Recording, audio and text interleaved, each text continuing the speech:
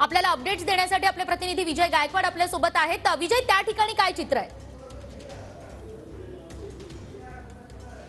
निकिता, जो मोर्चा निघणार आहे आणि त्याच्या बाजूला जो बीकेसी मधला अदानीची जी इमारत आहे त्या इमारतीच्या समोर सुद्धा पोलिसांचा बंदोबस्त आहे। आपण बघू शकता की ही समोर आपल्याला जी दिसते ती अदानीची इमारत आहे आणि या अदानीच्या इमारतीकडे जाणारा जो रस्ता आहे हा रस्ता पूर्णपणे पोलिसांनी बॅरिकेड्स लावून या ठिकाणी बंद करण्यात आलेला आहे। आपण जर बघितलं तर माझ्या डाव्या साईडला उजव्या साईडला जे आहे या ठिकाणी मोठ्या प्रमाणामध्ये पोलीस बंदोबस्त ठेवण्यात आलेला आहे आणि हा जो पोलीस बंदोबस्त जो आहे हा या रस्त्यावरून जे अदानीच्या ऑफिसकडे जर जाणारा जो रस्ता आहे त्या ठिकाणी जर आपण समोर बघितला तर त्या अदानीच्या कार्यालयाकडे जाणारा रस्ता आहे आणि त्या रस्त्यावर पूर्ण सिक्युरिटी आहे। त्याच्या अपोजिट साईडला पूर्ण पोलिसांच्या गाड्या आहेत आणि मोठ्या प्रमाणामध्ये जो बंदोबस्त आहे हा या ठिकाणी ठेवण्यात आलेला आहे।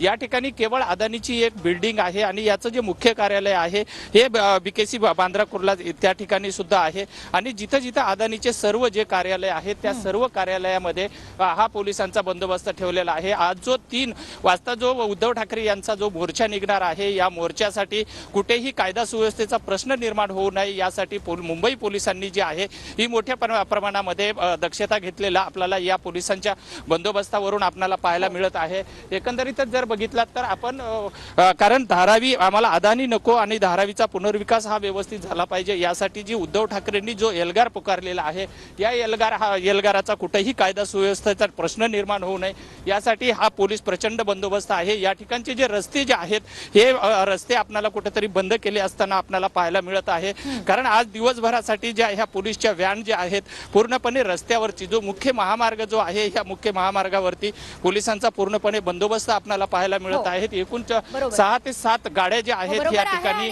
आता ही परिस्थिती वेळोवेळी जाणून घेत राहू। कृष्णा, तुमचेही धन्यवाद आणि विजय तुम्हालाही धन्यवाद।